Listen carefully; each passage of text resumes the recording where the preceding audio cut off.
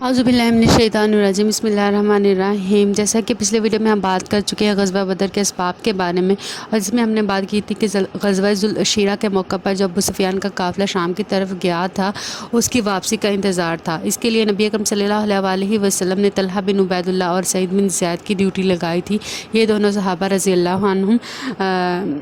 اس قافلے کے تعاقب کے لیے حوار کے مقام تک جا پہنچے اور وہیں پہ ٹھہرے رہے، حتیٰ کہ ابو سفیان کا قافلہ جو ہے وہ واپس آنے والا تھا۔ جب ابو سفیان کے قافلہ واپس آ رہا تھا تو نبی اکرم صلی اللہ علیہ وسلم کو انفارم کرنے کے لیے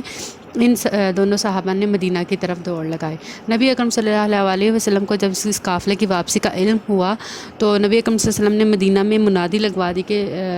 اس قافلے کے تعاقب کے لیے جو مسلمان نکلنا چاہے وہ نبی اکرم صلی اللہ علیہ وسلم کے ساتھ آ سکتے ہیں۔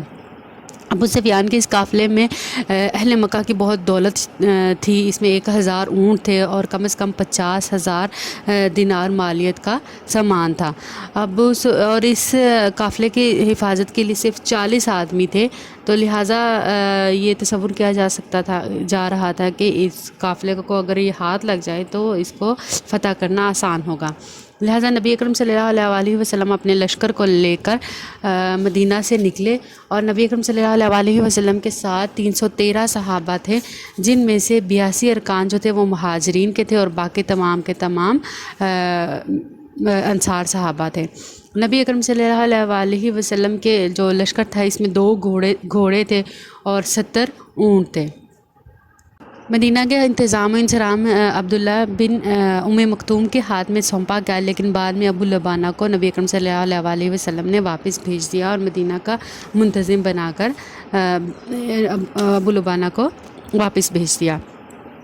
جو انصار کا جو دستہ تھا اس کے جو کمانڈر تھے وہ حضرت علی بن ابی طالب تھے، اور جو انصار کا جو دستہ تھا اس کے جو جنرل کمانڈ جو سنبھالی ہوئی تھی وہ سعد بن معاذ نے سنبھالی تھی۔ نبی اکرم صلی اللہ علیہ وسلم سپہ سالار اعلیٰ کی حیثیت سے کمان نبی اکرم نے سنبھالی ہوئی تھی، اور یہ جو نبی اکرم صلی اللہ علیہ وسلم کا قافلہ ہے یہ مدینے سے نکلا اور اپنے سفر کا آغاز کیا۔ دوسری طرف ابو سفیان جو کہ بہت ہی چاق و چوبند تھا، اس نے حالات کا اندازہ لگا لیا اور اس نے ایک شخص زمزم بن عمر غفاری کو اجرت دے کر مکہ کی طرف روانہ کیا، اور تاکہ وہ اہل مکہ کو انفارم کر سکے کہ ان کا جو قافلہ ہے، ان کا جو سامان تجارت ہے وہ خطرے میں ہے اور ابو سفیان کی مدد کے لیے وہ آ جائیں۔ اس شخص نے مکے میں جا کر منادی لگائی اور لوگوں کو مطلع کیا کہ جو ابو سفیان کا قافلہ ہے وہ خطرے میں ہے اور اس کی مدد کے لیے سب کو نکلنا پڑے گا۔ مکہ میں ایک ہلچل مچ گئی اور تمام کے تمام افراد اپنے قافلے کے بچاؤ کے لیے نکل کھڑے ہوئے۔ مدینے کا ہر ایک شخص اپنے قافلے کے بچاؤ کے لیے نکلا۔ صرف ابو لہب نے اپنی جگہ ایک اپنے قرض دار کو بھیج دیا، اور اس کے علاوہ بنو عدی کے کسی بھی شخص نے اس جنگ میں شرکت نہیں کی۔ باقی مکہ کے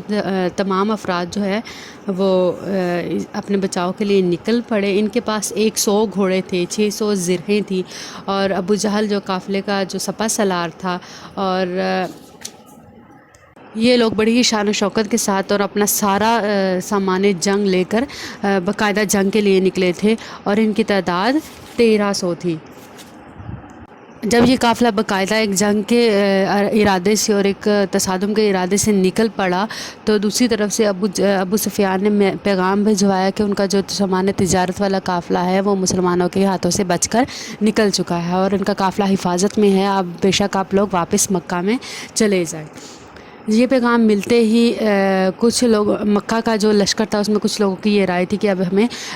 جنگ کے لیے آگے نہیں بڑھنا چاہیے بلکہ ہمیں واپس چلے جانا چاہیے۔ اس میں سب سے زیادہ قابل ذکر بنو زہرہ ہیں۔ بنو زہرہ کی کل تعداد 300 افراد تھے۔ انہوں نے فیصلہ کیا کہ ہمیں واپس لوٹ جانا چاہیے اور مدینہ کی طرف آگے بڑھ کر مسلمانوں کے ساتھ تصادم کی کوئی شکل اختیار نہیں کرنی چاہیے۔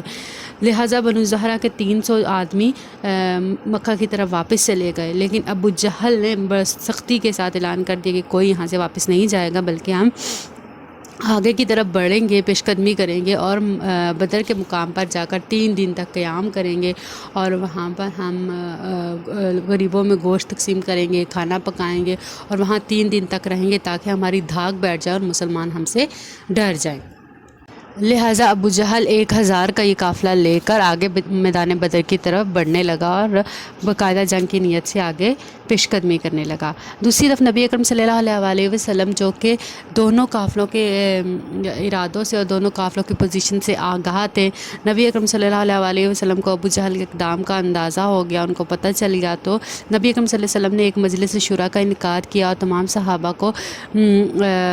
مشورہ دینے کے لیے کہا۔ اس کے لیے مہاجرین صحابہ جن میں حضرت ابو بکر صدیق رضی اللہ تعالیٰ عنہ، حضرت عمر بن خطاب، مقداد بن عمر، انہوں نے تو فوراً آگے پیش قدمی کرنے اور مقابلہ کرنے کی حامی بن لی، لیکن نبی اکرم صلی اللہ علیہ وسلم نے ایک دفعہ پھر زور دیا کہ مجھے مشورہ دیا جائے۔ نبی اکرم صلی اللہ علیہ وسلم کا اشارہ انصار صحابہ کی طرف تھا۔ جب نبی اکرم صلی اللہ علیہ وسلم نے اس طرح فرمایا تو سعد بن معاذ بولے کہ اگر آپ کا اشارہ ہم انصار صحابہ کی طرف ہے تو ہم لوگ آپ کی پیروی کرنے کے لیے بالکل تیار ہیں، اور جہاں نبی اکرم صلی اللہ علیہ وسلم کہیں گے وہاں لڑنے کے لیے تیار ہیں۔ لہٰذا یہ سنتے ہی نبی اکرم صلی اللہ علیہ وسلم میں ایک خوشی کی لہر دوڑ گئی، اور نبی اکرم صلی اللہ علیہ وسلم اپنا قافلہ لے کر آگے کی طرف بڑھے اور بدر کے مقام کی طرف بڑھنا شروع کر دیا۔ آگے بڑھنے کا مقصد یہ تھا کہ جو کفار مکہ ہے وہ مسلمانوں کو پہلے کی طرح کمزور اور ناتوان نہ سمجھے، بلکہ وہ ان کو پتہ ہونا چاہیے کہ مسلمانوں کو اب جہاد کی اجازت مل گئی ہے اور مسلمان اپنا دفاع کر سکتے ہیں، اور وہ مسلمانوں کو کمزور نہ سمجھے، اور یہ نہ ہو کہ وہ اپنی شروع میں دی گئی دھمکی، جو انہوں نے دھمکی دی تھی کہ مدینہ میں گھس کر مسلمانوں کا خاتمہ کریں گے، تو اس سے ان کو اگر مسلمان ابھی واپس چلے جاتے ہیں تو وہ کفار کو یہ شے ملے گی کہ وہ آگے بڑھ کر مدینہ پر حملے کرنے کا سوچیں۔ تو ان کی اس سوچ کا سدباب کرنے کے لیے نبی اکرم صلی اللہ علیہ وسلم نے فیصلہ کیا ہے کہ وہ آگے بڑھیں گے اور بدر کے مقام تک جائیں گے۔ لہٰذا اب دونوں جو قافلے تھے، اہل مکہ کا قافلہ اور نبی اکرم صلی اللہ علیہ وسلم کا قافلہ، دونوں بدر کے مقام کی طرف بڑھنے لگے۔ اگلی ویڈیو میں ہم بات کریں گے کہ بدر کے مقام پر کس طرح مسلمانوں اور اہل کفار نے پڑاؤ ڈالا اور کیا صورتحال تھی۔ امید ہے آپ کو آج کی ویڈیو پسند آئے گی۔ اس کو لائک اور شیئر کیجیے گا، چینل کو سبسکرائب کیجیے گا۔ السلام علیکم ورحمۃ اللہ وبرکاتہ۔